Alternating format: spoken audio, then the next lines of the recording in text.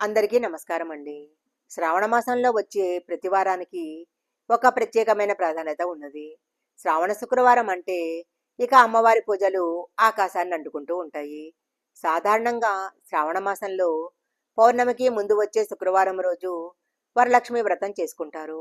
ఈ వ్రతము ప్రతి ఒక్కరికి ఉండదు. కొందరికి మాత్రమే ఉంటుంది. కుటుంబ ఆనవాయితీ ఉన్నవారు మాత్రమే వరలక్ష్మి వ్రతాన్ని చేసుకుంటూ ఉంటారు.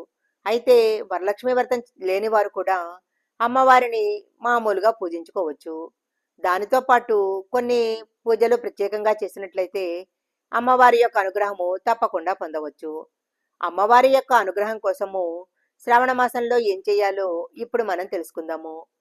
శ్రావణ శుక్రవారం రోజు వరలక్ష్మి వ్రతం చేసుకోలేని వారు అమ్మవారికి షోడశోపచార పూజ చేసుకోవచ్చు. అందులో 16 ఉపచారాలు ఉంటాయి. ఈ 16 ఉపచారాలు చేసినట్లయితే అమ్మవారి యొక్క అనుగ్రహం తప్పకుండా కలుగుతుంది.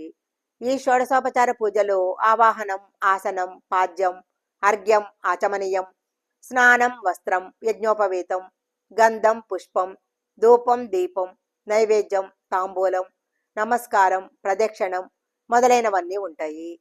షోడశోపచార పూజ చేయలేని వారు పంచోపచార పూజలైనా చేసుకోవచ్చు. అందులో 5 ఉపచారాలు ఉంటాయి. గంధము, ధూపము, దీపము, పూలు, నైవేద్యం ఉంటాయి. ఇది చాలా సులువుగా చేసుకునే పూజ. దీన్ని ప్రతిరోజు నిత్య పూజలో భాగంగా చేస్తారు.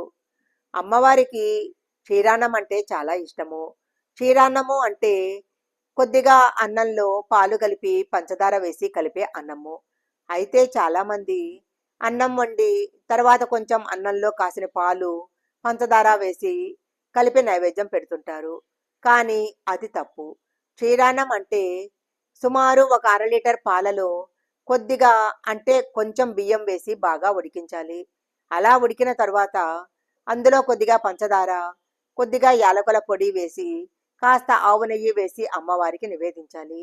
ఇది అమ్మవారికి చాలా ఇష్టమైన నైవేద్యము.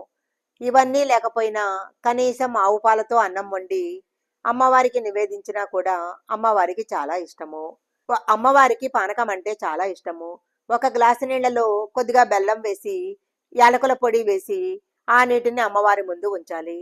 ఈ బెల్లం పానకాన్ని అమ్మవారికి నైవేద్యంగా పెట్టినట్లయితే అమ్మవారి యొక్క అనుగ్రహం తప్పకుండా కలుగుతుంది. అన్నిటికంటే చాలా శక్తివంతమైనది కుంకుమార్చన. వరలక్ష్మి వ్రతం చేసుకోలేని వారు అమ్మవారి ముందు పైన చెప్పుకున్న ఏదో ఒక నైవేద్యాన్ని ఉంచి లలితా సహస్రనామాన్ని పఠిస్తూ అమ్మవారి చిన్న విగ్రహానికి కుంకుమార్చన చేసుకోవాలి.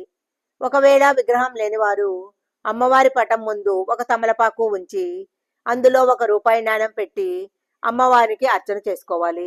తరువాత ఈ కుంకుమను భద్రపరచుకొని అమ్మవారిని తలుచుకుంటూ ప్రతిరోజు నుదుటను ధరించాలి. ఇలా చేస్తే సౌభాగ్యం 10 కాలాలు ఉంటుంది. వరలక్ష్మి వ్రతం చేసుకోలేని వారు తులసి కోట ముందు ఆవునేతితో దీపం వెలిగించాలి. అమ్మవారికి ప్రదక్షిణాలు చేసుకొని నమస్కారం చేసుకోవాలి. తులసీమాత ఎక్కడ ఉంటే లక్ష్మీదేవి అక్కడ కొలువై ఉంటుంది. శ్రావణ శుక్రవారం రోజు ఇలా తులసీమాతను పూజించినట్లయితే అమ్మవారి యొక్క అనుగ్రహం తప్పకుండా కలుగుతుంది.